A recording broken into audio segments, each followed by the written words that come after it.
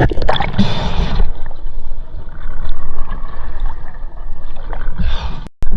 genuinely at the end of the earth. At the start of this year, I had the opportunity to go on a pretty amazing trip. This was the first time I had ever been overseas to go spearfishing, and to say I was a little excited / nervous would be an understatement. Throughout the 9 days in between, there were a bunch of ups and downs and a whole bunch of adventures in between. I've got a fair bit of footage to show, so I'm going to keep this intro relatively short. Basically, this is the spearfishing journey to one of the last truly wild places on the planet, Papua New Guinea.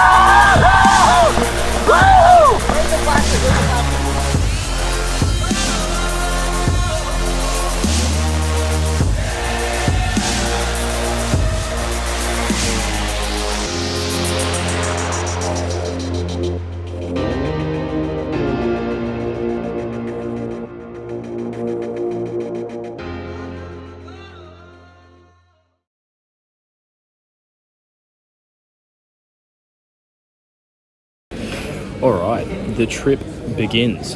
I am currently sitting in Hobart Airport. I'm going to Brisbane, then to Cairns, then to Port Moresby, and then to Aloha. So I got 4 flights across 24 hours.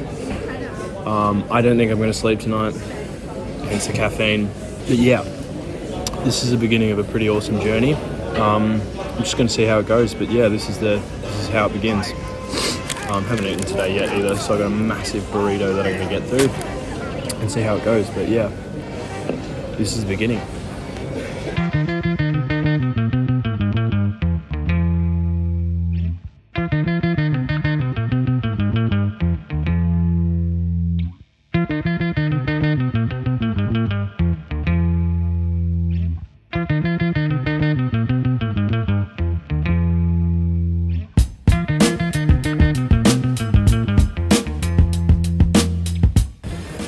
We have arrived in Brisbane.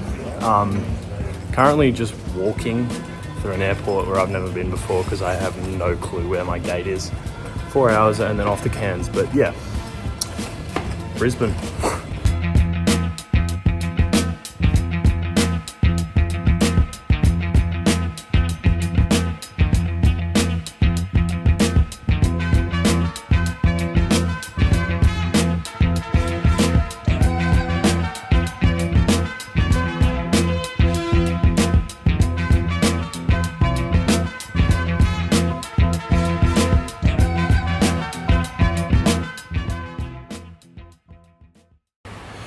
Alright, I am now in Cairns. It is 1:50 in the morning. The entire airport is shut, locked, so I'm sitting outside in a cafe area and will be until 3 o'clock, in which the airport opens again, and I'll just go inside and lie there for I think an hour until they say check-in opens 3 hours before your flight, so at 4 o'clock I should be able to check in. I'll give you a look where I am staying at the moment. I'm currently sitting at a little cafe area. It is absolutely pouring. Got all my luggage here. The best thing is my bags are sopping wet, so all my fresh clothes are wet, which I can't wear. I love that.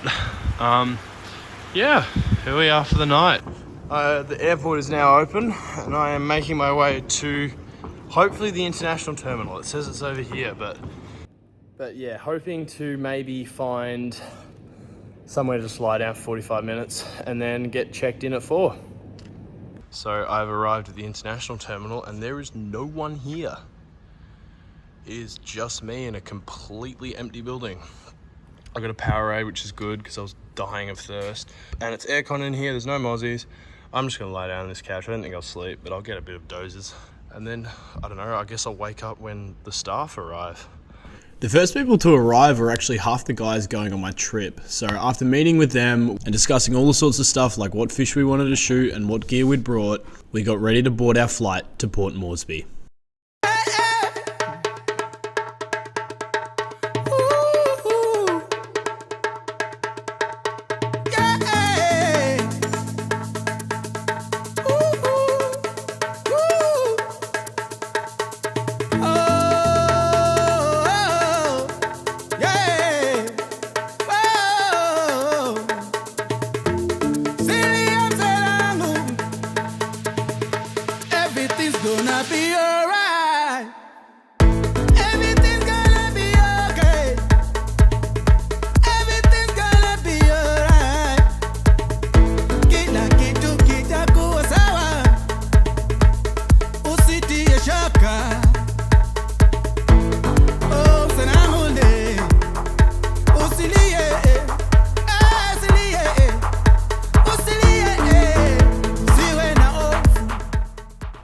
Upon arrival in Port Moresby, we spent a lot of time in customs as they were not happy with our spear guns. However, after that was all cleared up, I grabbed something to eat and we headed over to the domestic terminal. We ended up having to wait around 4.5 hours, but finally we got word that our flight was here and we were ready to leave for the last spot.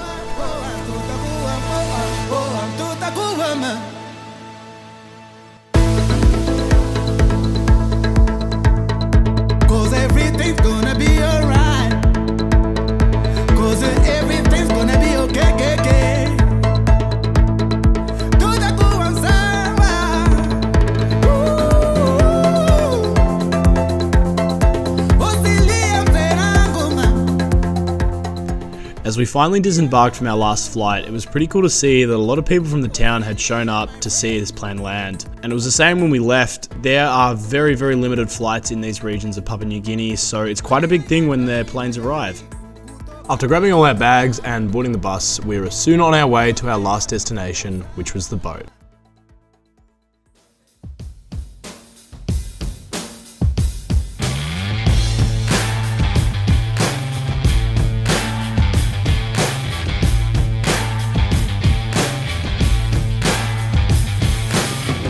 As we sped through the bush aboard a minibus, I couldn't help look around and imagine I was in the set of some sort of Indiana Jones movie.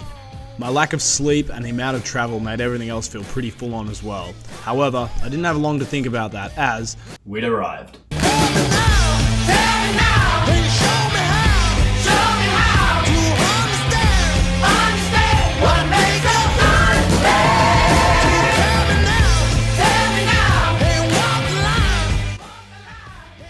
Upon arrival, we arrived at a pretty cool looking port. There were locals everywhere with all sorts of stuff happening, be it fishing boats, commercial boats, you name it.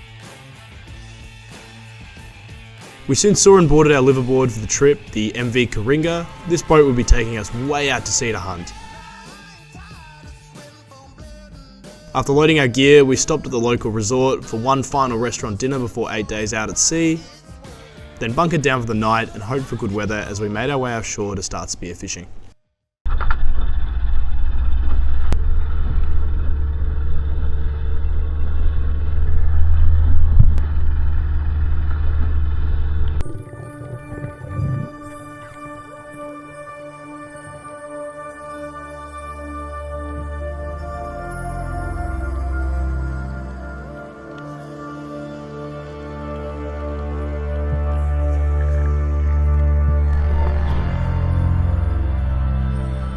The first day was like most multi-day spearfishing trips in the sense that not much happened. We did a lot of deep drops, waving flashes around in the hope of seeing a doggy, but ultimately didn't see much.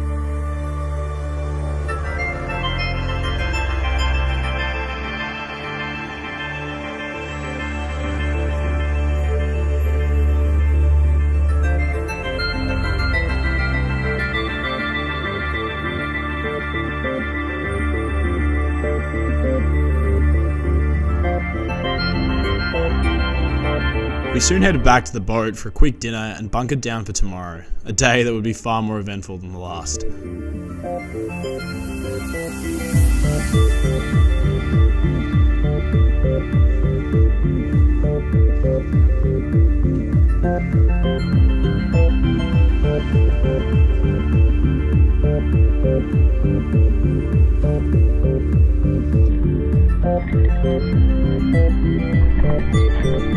Started off the trip well by absolutely fumbling my first fish, what would have been a nice Spanish mackerel.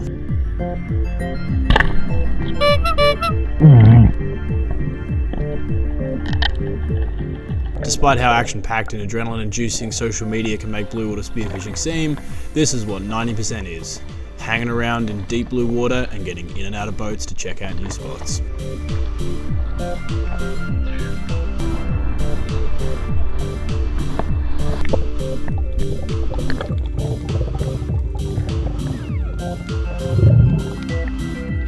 Finally remembered how to aim my spear gun and actually hit this dogtooth tuna, but even despite being a small one, as dogtooth tuna will do, it absolutely destroyed me in the reef. Ah!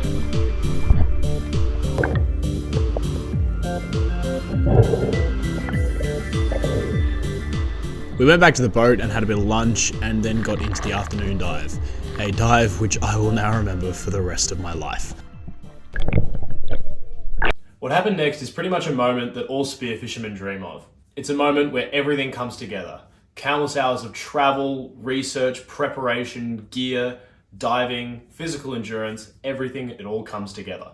As I was sitting at the top of the water column, I heard everyone else around me start screaming through their snorkels, obviously signifying there was a big fish below us. I looked down to see the large silhouette of a dogtooth tuna swimming around in circles at the bottom of our flasher. The dogtooth tuna that we'd seen on this trip so far were pretty finicky, so I knew it was imperative that I get down and make a shot as quickly as possible. I did what I could to achieve some sort of breathe up, filled my lungs with oxygen, and headed straight down for that doggy as everyone else was still screaming their heads off on the surface to dive, dive, dive. What happened next is best described through the footage I've got.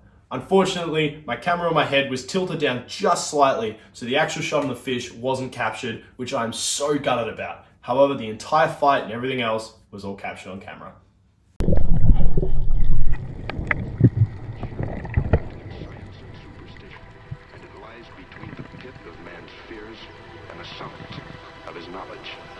This is the dimension of imagination.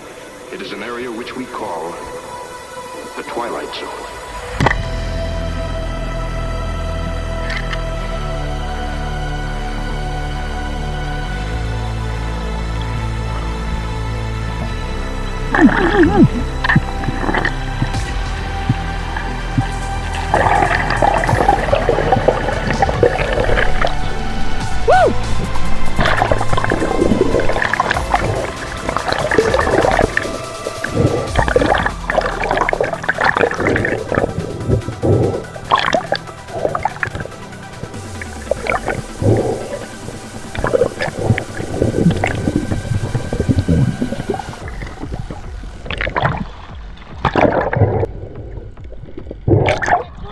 Second shot! Second shot! We need a second gun!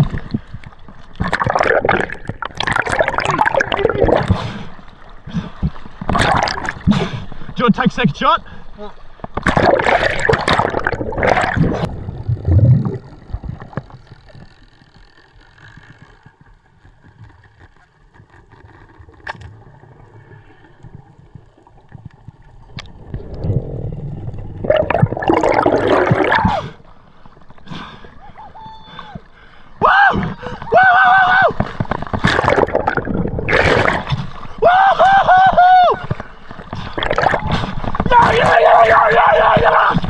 Yes!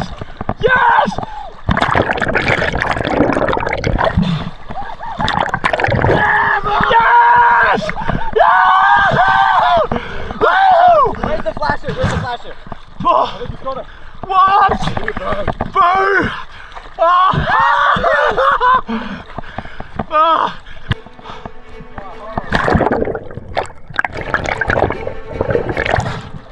Got it! Woo!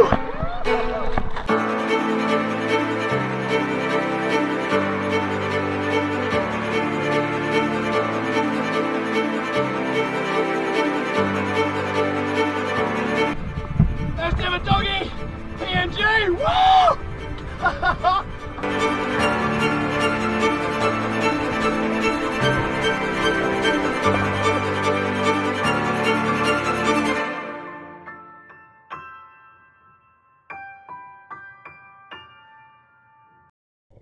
After taking some pictures of my fish, one of the other guys, Tony, shot and actually stoned another dogtooth tuna, making it quite a successful afternoon.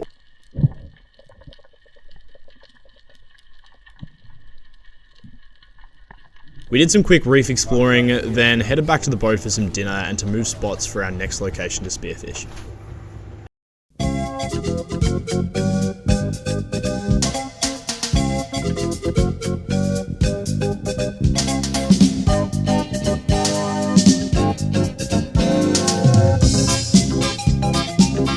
The next couple of days were spent pretty much just getting to know Papua New Guinea. We stopped off at a little village along our route to meet the locals and offer fresh fish for some coconuts. These coconuts were absolutely delicious, harvested fresh and prepared right in front of us.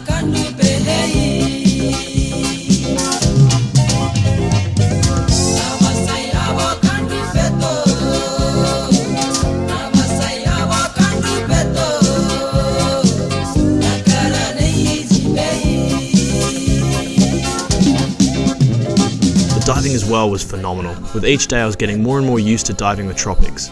I was soon familiar with the strong currents and deep blue water that's common around these parts.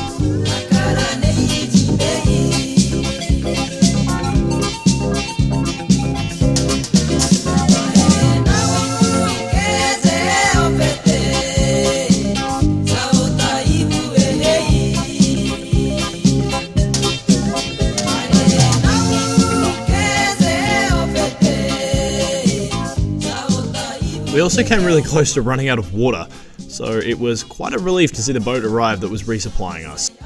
The guys resupplying us water are actually the police department in Papua New Guinea. These guys were pretty insane. They had been motoring all the way through the night to meet us where we were, and I don't know about you, but motoring through pitch black remote Papua New Guinea is pretty insane.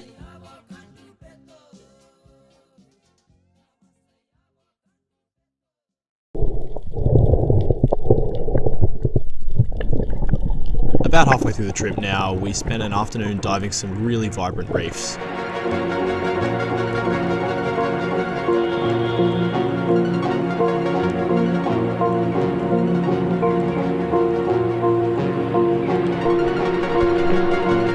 I was pretty lucky, as on this day I managed to crack some new species. The first up being this beautiful jobfish.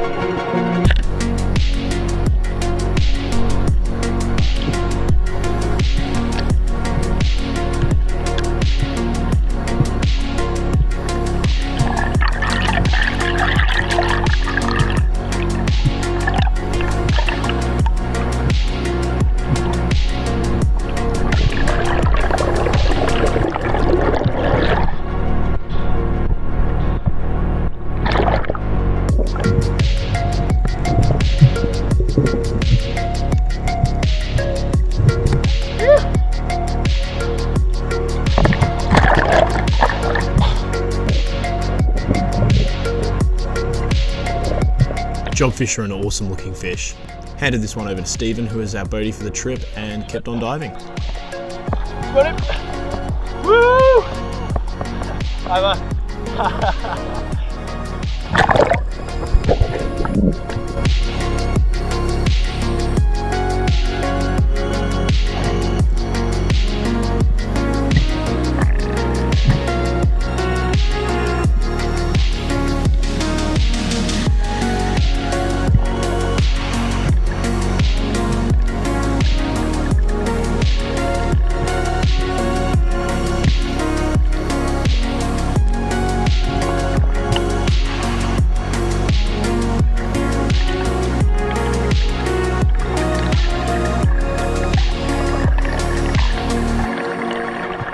Around half an hour later, I shot and actually stoned a reef fish I've wanted to shoot for years now, a coral trout.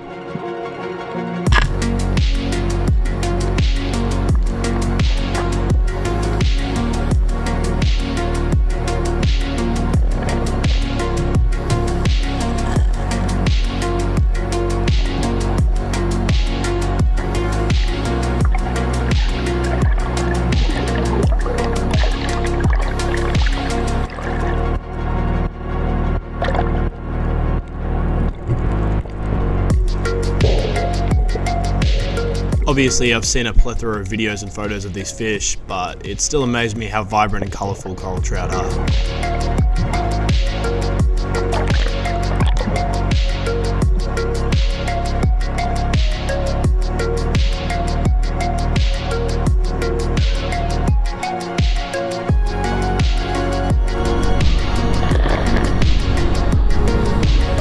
finishing up at the reef, we stopped by to check out an old partially submerged shipwreck, which was pretty cool.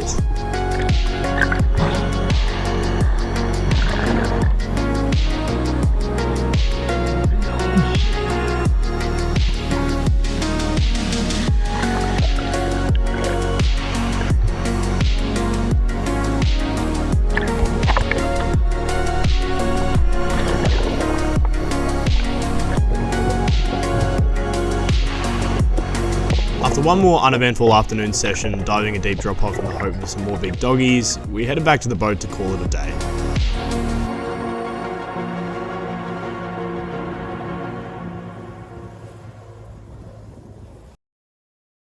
The next morning's dive was about as relaxing as being dragged through a bush blindfolded.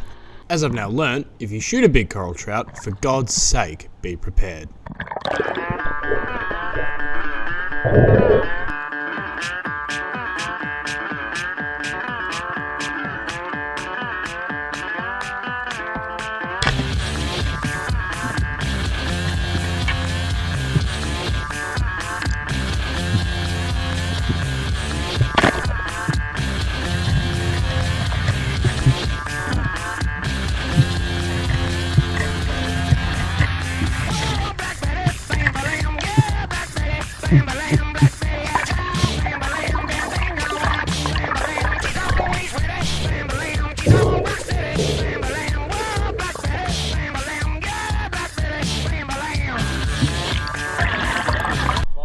Me.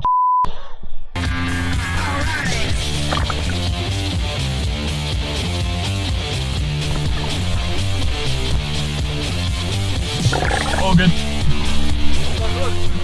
Too big, yeah. After that absolutely textbook landing of a coral trout, we began looking for doggies. I had a nutritious and delicious lunch of crackers and jam.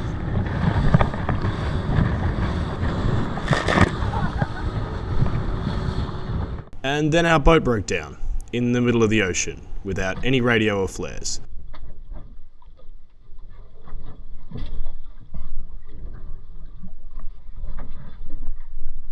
That wasn't a worry though, as that afternoon we fixed the motor and I landed my second dogtooth tuna of the trip.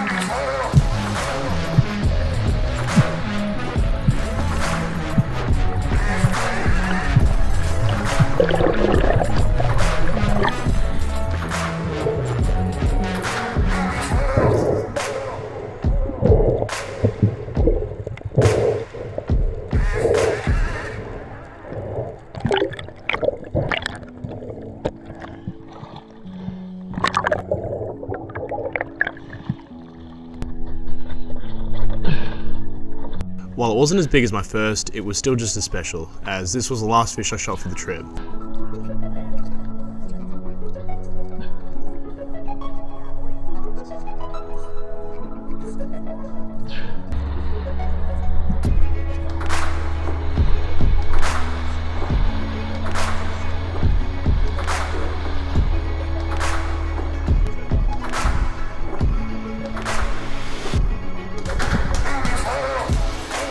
We then headed back right on nightfall, back to the comforting lights of the main boat.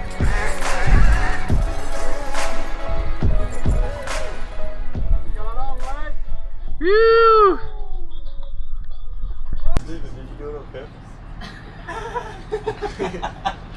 There's too many sharks. No, there's too many sharks here. Okay, yeah. Drop bar. After some dinner, we began steaming back in the direction of Alatau.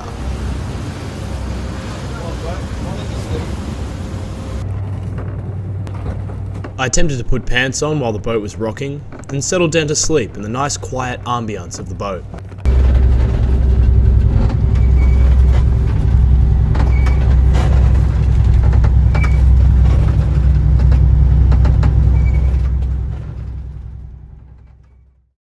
My After a couple more morning dives, it was time to head home.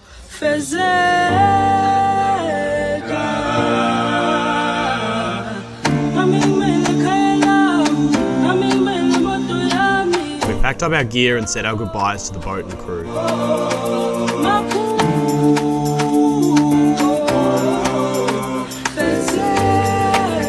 On the many flights back I had to Hobart, I had time to reflect on this adventure.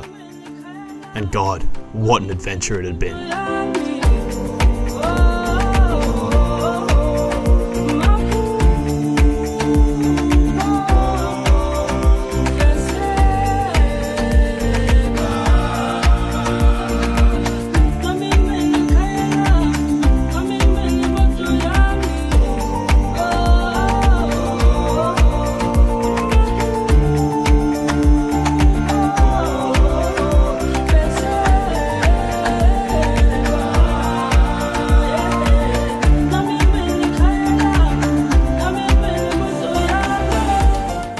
This trip is a trip that I will remember for the rest of my life. I'm sure I'm going to go on many more spearfishing trips in the future, be it overseas or here in Australia, but this was the first multi-day spearfishing trip I'd ever done. There were all sorts of ups and downs, highs and lows, but overall it was one of the most insane experiences I've had. Exploring Papua New Guinea as well as a country was insane. I want to say a huge thank you to everyone we had on the trip, to all the local boys who looked after the boat, drove us around, cooked us food, everything. You guys were amazing. To Zach, a great guide, put us onto some awesome fish and some even cooler locations, and all the other guys on the trip who truly made it one of the most insane things I've done so far in my life. I made this channel a couple of days ago, so don't forget to like and subscribe, and I'll see you in hopefully the next video.